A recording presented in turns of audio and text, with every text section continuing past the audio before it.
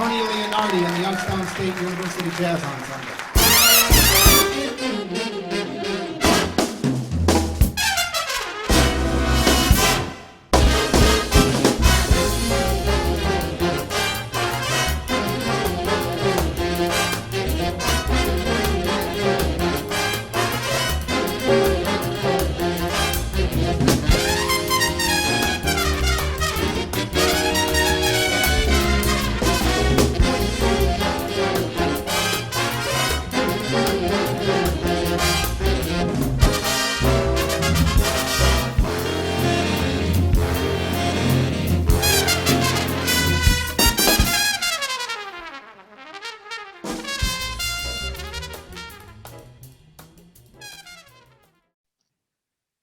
Trumpeter David Evans, who is a native and current resident of Boardman, Ohio, actually started off with the YSU jazz ensembles when he was a junior in high school. He continued on with the jazz ensembles throughout the rest of his college career until he graduated in 2000. Here's my interview with David Evans. Hi, David. How are you doing? Hi, Paula. How's it going? Good, good. How are you? Hanging in there. It's cold here in Northeast Ohio. Yes, and we're about to get a huge storm. That's what I just heard. My wife told me that my kids are home for the weekend, and it looks like they'll be home for a longer weekend now. So, yeah, So, anyway, fun times. It's all good. It's all good. So, what have you been up to lately? I haven't talked to you in many years, and yes, we went to high school together, but yeah, I never saw you in high school, right?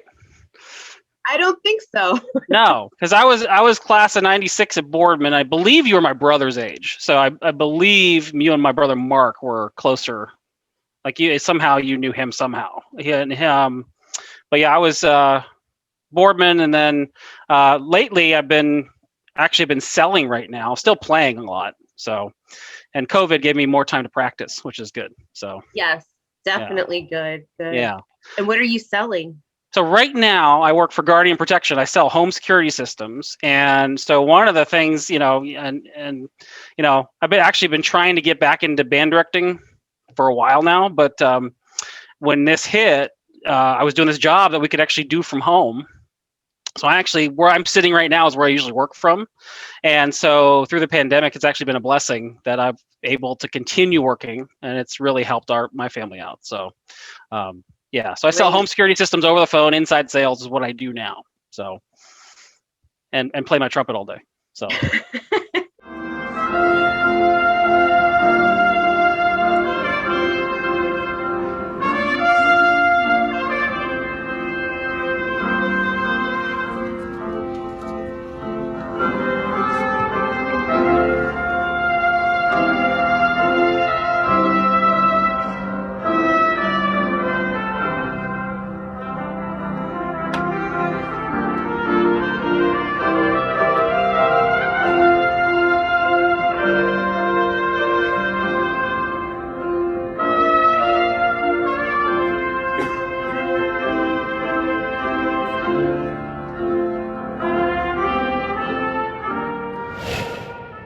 My wife and I are both musicians. We're both playing. She actually put together a CD. She's a flutist, so during the time when she was closed up in here, she actually worked on stuff and actually put together a recording. And so we've been spending a lot of time playing lately. So fantastic! Yeah, that is so cool. Yep. So, did you air the recording or did you post it? We have a friend who is from the area who does a lot of recording in the area here, and it was a gift for my wife. So he said anytime, and he gave us time. We went to our church, set up the stuff, and she had a pianist, and they recorded a CD essentially, and he mastered it and put it together, and we gave it as gifts for Christmas. It was awesome. So a lot of tears in our family. Yeah. So I bet. Yeah. Yeah. Oh my gosh, how cool. Yep. That's really cool. Yeah. But still playing. And I'm ecstatic to hear that you're wanting to play more. And I'm hoping that for this tribute concert to have you a part of it if you want to be. My gosh, yes. all the people I know that went through Dana, that had your dad, and it would be an honor for me to play 5 seconds with any of them, and anybody, it would be great. So, Well, it would be an honor to have you because he thought the world of you. So, I talk about him all the time. You do? I do. I bring him up. It has to be every so often bringing him up. And, there was one time my wife and I were talking, my wife was a Dana grad, so we talk a lot, and she knew Tony a little bit. She was a flute player, so she wasn't in jazz band. But I just, I said, wow, he was so good at this. And I miss him so much. And, he is one of those teachers I had that I just miss desperately. So. Oh. Yeah. Well, to start, how did you get into trumpet? How did you get into jazz? And then how did you meet my father? What was, do you remember your first encounter and how you ended up in the program? Yeah. So 5th grade, obviously I was a student boardman. You had to pick, one of those. I was already a piano player, so I already played, and I was at Dana a lot for competitions and stuff because they were down there. But then when I got to 5th grade, I wanted to be a drummer. I so desperately wanted to be a drummer. So my dad said no. I was like, okay, fine. So I picked the alto saxophone. I said, I have to play the alto saxophone because that was the coolest one. And then I put that on my little card. We had to fill out 3 of them. Little card, alto saxophone. Then the second one was trumpet because my dad's a trumpet player. My dad actually went to Dana for like 2 years back in the 70s before I was born. So trumpet, I guess I'll pick that. My dad plays that fine. And then tenor saxophone was third choice because okay, I'm going to grease the wheels here. I need to get the saxophone somehow. So turns out you try out stuff, and I had to play the trumpet. So that was my deal. I enjoyed it.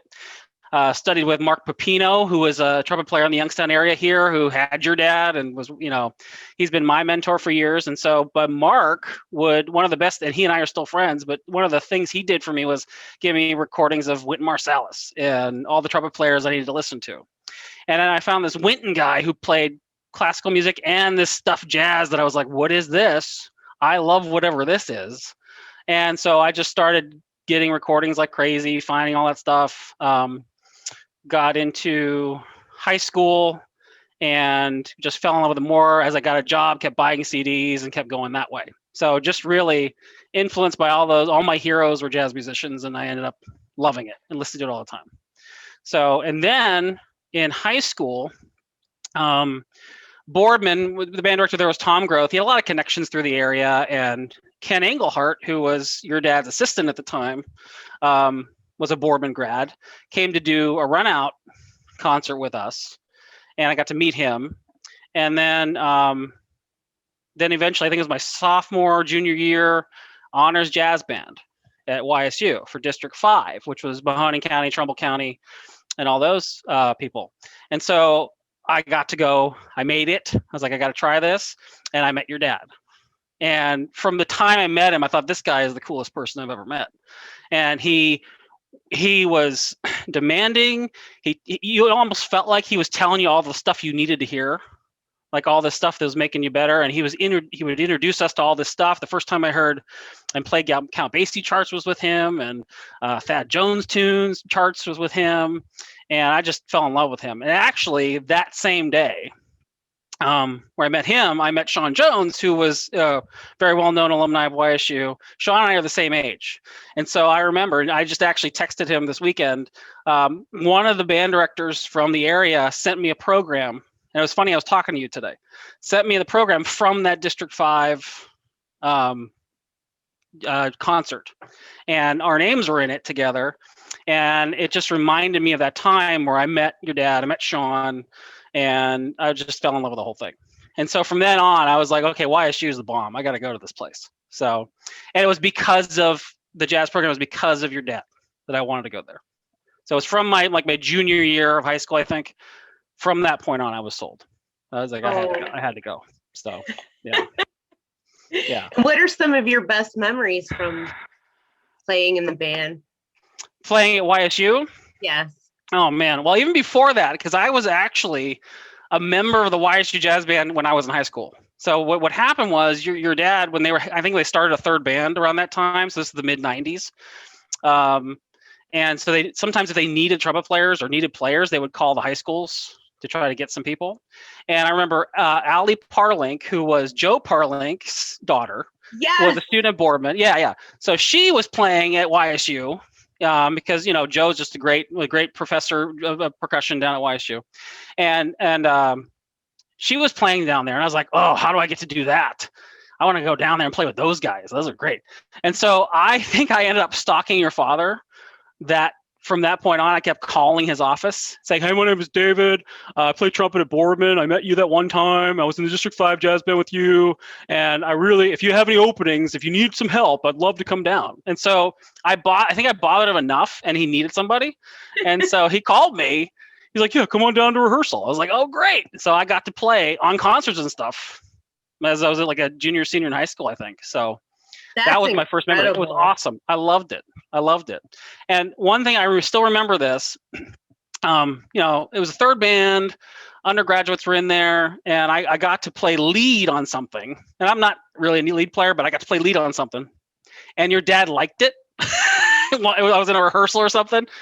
He looked at me. He's like, all right, Evans, that's it. That's how you do that. I was like, it made me feel like I was the coolest person ever. I loved it. And so, yeah. Getting his approval was very important to me. So, I knew it wasn't meaningless. It meant something when he gave it to you. So, yeah. Right. Yeah. It had to be earned. Yes. But I still remember that. It's still a huge influence. And yeah, so that from the time I was in high school till all the way through college, I was in the band. So, in the jazz bands there. So, that's really special. I haven't talked to anybody thus far, at least, that had that opportunity in high school too. Yeah.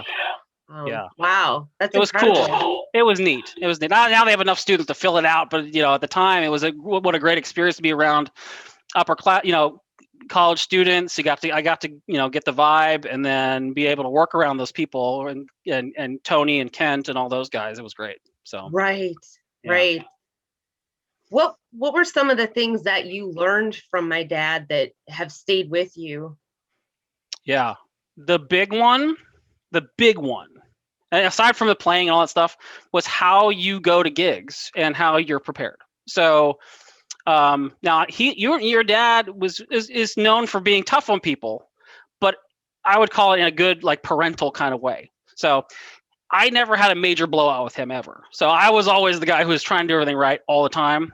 So, but I do remember the importance of having your stuff, being on time for rehearsal, being ready to play for rehearsal, and not, having all your mutes, having all, because otherwise, and it really was because you want to get hired again, and you're not going to get hired again if you're not a professional like this. That was the big takeaway from just about all the years I knew him. So I still, if I'm in my car going to a gig and I think I forgot my straight mute or my Herman mute, I get palpitations in the car. So I have to stop, pull over, look in my bag, go, okay, it's still okay, fine. So, there's one story I want to share, that one I tell all the time, because it's my one story about Tony where I could have been totally annihilated by him. So jazz improv class, in case anybody doesn't know, at YSU, it was the one class in college where you were not allowed to be late. You always had to be there, and you showed up. Other college classes, you could show up 10 minutes late, nobody cares, you don't have to show up at all. If you were not on time for jazz improv class, you were in major trouble. So there was one day I was living in Boardman at my parents' house, and I was running late for whatever. I think I was running late, but so I was booking it. So I live in Boardman, so I had to jump on 680. Normally you have to go 65. I was going 90 to get to jazz improv class first thing in the morning. And I got pulled over. Oh, no. So I got a ticket, got pulled over. I was going to be late. So and this is back when, I don't know where they have it now, but it was in the main band room. So I remember getting to YSU, going to the band room, class was quiet. I opened the door. I'm waiting to get pounded. And your dad looks at me and goes, "Hey, where were you?"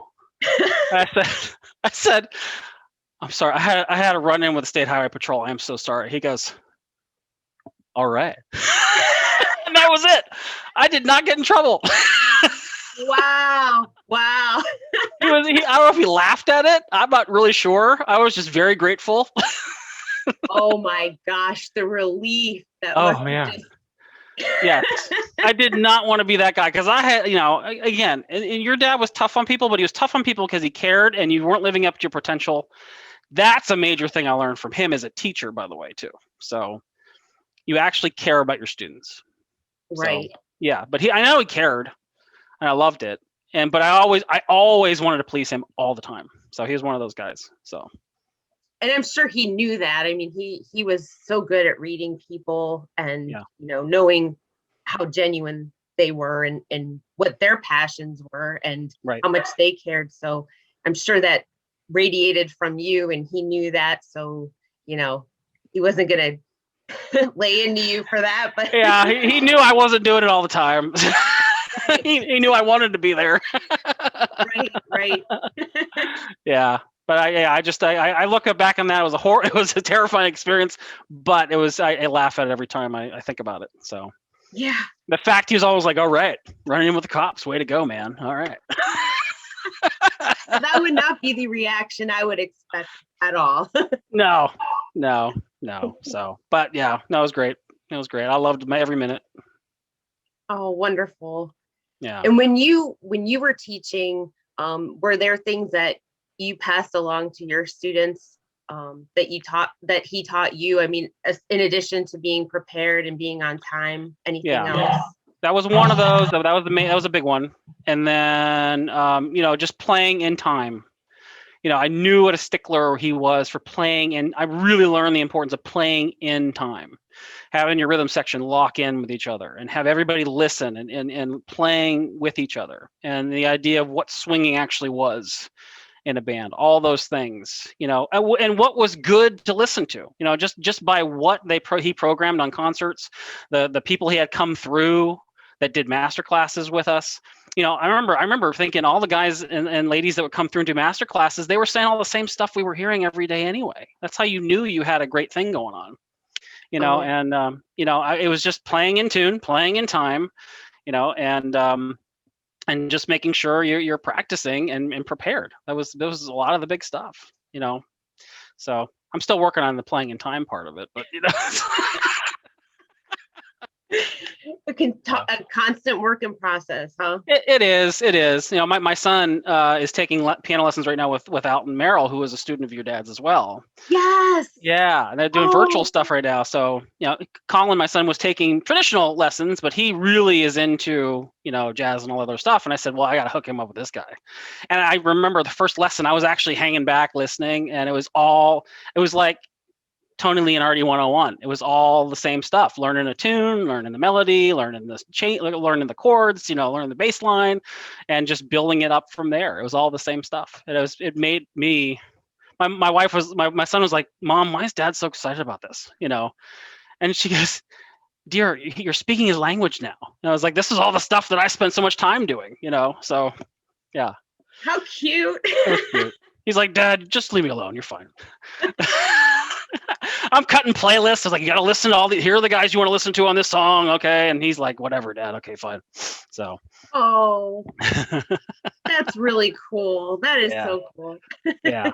But again, it's all the same. It's all basics. It's all the meat and potatoes, the basic stuff. That's what I would tell my students all the time, and just knew what I needed to get them to listen to, that was the big deal. So, right. Yeah. Now, when you were in the jazz ensemble, did you get to play with any famous guest artists that came through? Yeah. Jimmy Owens, I believe, was one that was there. I was on the concert in high school with James Moody, who I played with Dizzy Gillespie. So I was there. When James Moody was there. Yeah. So I wasn't. He didn't play with us. I don't think he played with the third band, but I got to see the whole concert. And got to meet him. The funny thing was I actually bought one of the YSU CDs there and actually had your dad sign it. And I actually still have a copy. I have the copy here. Really? I didn't get James Moody to sign it. I got your dad to sign my CD. Oh my gosh, that is hysterical. Yeah. And he did. I think he was laughing at me, but he did. So, but yeah, James Moody, I got to see him. And then, Conrad Herwig. The trombone player, Conrad Herwig. I was there for that one. Yep. I actually playing in the bands with him. And I'm trying to think. Chuck Mangione was another one. Now I'm trying to remember. I don't know if your dad was still there at the time. This may have been after. I can't remember the timelines on this stuff, but got to meet Chuck Mangione there through the program too. So, yeah. And my wife got to play that concert as well. So. Did she really? She did. They needed extra. They needed flutes and other stuff, and so she was on there. So yeah. That was a phenomenal concert. That was fun. Oh my gosh. Yeah. Yep. And what a great man. Whenever he'd come into town, he'd stay at our house. Oh wow. Yeah, my dad and he kind of grew up together. They knew each other really young. Yeah. But just a really class act, gracious man. Yeah, that's cool. Yeah. And he's a rock star as far as the trumpet guys go, because that one tune. Now Chuck Mangione did a lot of stuff, but "Feel So Good" is the thing everybody knows. Oh yeah, for sure. Yeah, no, that was cool. And I love that I got the opportunity to see all these people, and that your dad did know them all. I remember going to your dad's office and seeing all the people he had pictures of, and he played with and knew, and I'm just like, he knows Thad Jones. He knew this guy. He knew that guy. You posted that picture of Nat King Cole. I was like, what the heck? Jeez. I know. I really felt like I was studying with somebody who, knew, who was part of the lineage, right? So he had been around all these people. And so this guy knew what he was talking about, Exactly. Loved it. I loved it. Yeah. Exactly. Oh yeah. And then Maria Schneider and Joanne Brackeen. That was another one. Yes. Those two did the same concert. So that was awesome playing with them too. So. Oh yeah. Yeah. Yeah. That was a great show. I remember that. Yeah. Like it was yesterday. That feels like yesterday to me. I don't feel like I'm 20 years old out of it. So. No, it's impossible. No. So. But yeah, all the people we got to see. Loved. I mean, that was one of the reasons I went there too, is because some jazz bands you go to college and you just play. This one we actually got people and we got to play with people. So. Right. Yeah. Right. And how would you describe, I try to tell people who didn't know or weren't around them, but that are in my life now about the concerts. How would you explain those? Because those were magic. They were. I actually long for those again in some ways, yeah, you would go and you felt like, as I was a member of the jazz bands, whether I was in third band, second band, first band, whatever it was, you were like, people thought you were the coolest thing ever. You're in the YSU Jazz Ensemble, but you go to this room, the Chestnut Room, and it would be packed out. And you would, depending, and people would solo. I remember guys like Bob Matchett, trombone guy, who I'm sure a lot of people know here. Bob would solo and everybody would freak out, and Sean Jones would solo and just the whole house would shake down. Like it was exciting. And I felt like there were a lot of people in the community that really appreciated it, and you were really playing for an audience they were true fans of the music. And yeah, I really love playing those concerts a lot. So yeah. And I remember I remember one time specifically, I remember I was soloing. Actually, I was filling in first band because Sean had to go Sean couldn't be there. Sean Jones couldn't be there. So I was filling his chair. Now I'm like, okay, well, fine. But I remember I took a solo on something and your dad really liked it and kept giving me chorus after chorus on it. And I knew I was making him happy, and it's just fun. He's like, do it again, keep going. He kept shouting at me. I didn't know what to do. But I will still remember that. And that was a whole bunch of fun. Whenever I got him excited, he would shout at you on the stage in a good way. That you knew you knew you were reaching your audience because he was moved by it. So you were swinging, you were doing something that he really liked. So yeah. So it was exciting. Yes. It was exciting. Oh my gosh! I love yeah, it. I love it. Yep. Oh my gosh, those are such great memories, and I can't even imagine. For me, they're great memories, but to have actually played in the concerts, I can't even imagine. I kind of felt like a rock star. My wife, like I said, I met my wife at Dana, and she thought I was the coolest thing ever when I was up there. I was like, all right. You were. I had my suit on, she thought that was cute. And, so, and nothing wrong with that. No. That's why most of us guys went to music anyway, because they wanted to impress the ladies. So, right. magnet for sure. Kinda, yeah. So no, I love those concerts a lot. So Yeah. I'll do them again anytime. So anytime you're having something, I will play. I don't care. Okay. I'll Good run the to soundboard. know. I'll do whatever. Oh, I'm so glad to have you a part of this. I really am. I'm so glad that you were on board to talk today, and it's Yeah. just really great to have you. And again, because you meant so much to my dad. Oh man, that means a lot to me. Actually, I'm gonna cry. Let's do this. Oh, Cut the crying out. yeah. Yeah. Oh, when I tell you, because I think about all the teachers I've had.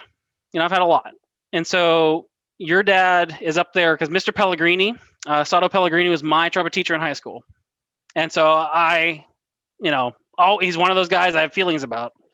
And then your dad is that other guy that because again, I knew him early, so it's a big part of who I am. It really is. So. Wow. Yeah. That means a lot. Good. And did you know they were best friends? I knew they were really good friends. Yes. Yeah, and Joe Parling. I knew they were all kind of. Then I would always hear stories about them playing gigs together and that kind of stuff. You did post a video one time. Was it at Mr. P's? Was it the one you posted with your dad? Who else was there? But I just remember seeing Pelly in the background, like watching the gig. So watching your dad play, and then seeing Pelly come in the background, I was going, "Oh my gosh, this is back. I'm having high school again. This is great." So yes, was that at Mr. P's? Was that Mr. P's? Over there in Boardman. Yeah, and they used to have jazz there. It was great. Oh my gosh, I miss that so much. I do too. I actually went to go see your dad play there. Not that on that particular gig, but my aunt took me to go have dinner and then watch your dad play with. I think it was there with a trio of some people, and I got to see him on breaks and he was smiling at me all the time because he knew I was there to watch him, and so that was cool. I would go back in a second to see that. Oh yes, yes, for sure. Yeah. Those were fun. And then Piatt Street Down Under. Did you go to? I never went there. That was before my time. I think I have the recording from there, but I've never actually set foot in that wherever that was. I've actually been in that building. So okay, yeah, that was another one. In my weekends there with my dad, if he was playing or the students were playing. Trying to think where else they played. Those were the two main places, right? Yeah. Well, I know the recording, it was at Piatt Street. Yes. So how often did they play there? Oh my gosh. I mean, almost every weekend it seems. Oh, that's awesome. Yeah. That's awesome. So I think I started hanging out there when I was about 12 or so. Okay. And I remember one time, Mr. P's, I think I was about 12 or 13. I was sitting in the audience watching my dad play, and the server came over and I ordered a Zima. They found out I was only 12. I looked older, And I got in so much trouble with my dad. Oh my gosh. That never happened again. I'm sure it didn't, but that was pretty funny though. I was like, who cares, Yeah, well, Zima doesn't taste like alcohol anyway, right? It's like pop. It's pop. Yeah. Oh man, that's great. Yeah. Cool. So many memories here, man. Jeez, oh Pete. I know. Do you remember anything that my dad would say to the band, or like Tonyisms to your head? I'm trying to think. I was thinking about this. There were so many of them, and there were some really funny ones. I can't remember off the top of my head. The one thing I will say is something he and I had personally. I don't know, for whatever reason, because I'm part Italian, so he knew that. My last name doesn't sound like it. I was part Italian, and so he started calling me the Italian Stallion one day. And so I called him that too. So what's up? And it turned into kind of like shorthand where we pass each other in the hall. He's like, "Hey Stallion, what's up?" and that was kind of our thing. It was stupid, but it was really, we were the Italian stallions to each other. So. Oh, that is so cool. Yeah. I didn't know that. Yeah. Yeah. So, but yeah, I can't think of any isms off the top of my head. I'm sure there are tons of people who have them. I think I was just so focused on not messing up. Just like, I just got to get this right. Okay, I don't want to be the guy stepping in a hole. So. Right. No, I get that. Yeah. Yeah.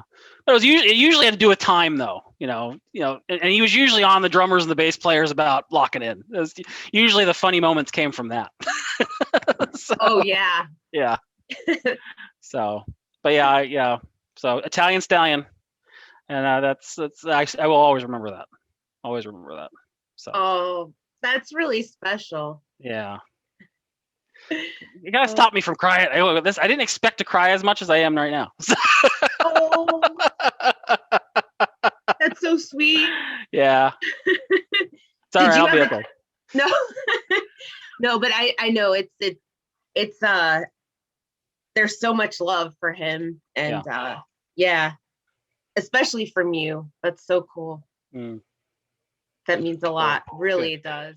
My parents and my grandparents would film stuff all the time. So I had a grandfather who followed my stuff all the time. So every baseball game I played, every concert I played, he was there. Interesting enough, my grandparents I was vice president of the Jazz Society. For like a year, maybe 2 years. And so I remember helping one of the other guys one year, helping with that, to do the bake sales. So they would just go down, buy donuts, make some coffee, and sell it.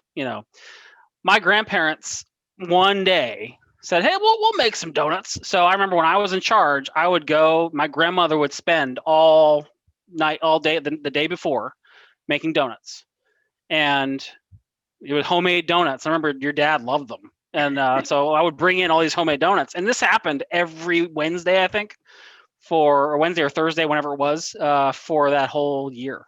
So they actually, and they didn't take a penny for it. Like my grandparents just loved doing it. They loved the jazz program. They loved Tony. And so that's the way they kind of contributed. I remember my grandpa one time. He's like, "Yeah, I see all these donors on the back of the program." He said, "Your grandma and I your grandma made 40,000 donuts for them." Oh, how cute is that? It was good. But they loved it. They loved it, and they were so proud of me for being involved with that. And I bet. Yeah. So, but yeah, that's but so my cool bake sales, my bake sales were legendary. Just so everybody knows. So. I wish I had known. I would have come down and for those. I didn't even know. Yeah, well, I didn't know you would have. It was pretty popular amongst people that knew in Dana. They kind of knew what was happening. I kind of fancied up the bake sales a little bit. So I would go buy the Plaza donuts, but I'd also have the homemade stuff, which would certainly get sold out. And then I would buy fancy creamers. So I'd run to Sam's Club, grab some fancy creamers, and everybody just thought it was $1 million back then. So this is before Starbucks really took off. So yeah. Oh my gosh, that's really something. It is. Your dad would stop by. I don't know if he was supposed to be eating donuts, but he stopped by and had them all the time. So. Oh, he loved donuts. Okay. Yeah, he loved donuts. Yeah. Well, his father was a baker, so. Oh, I didn't know that.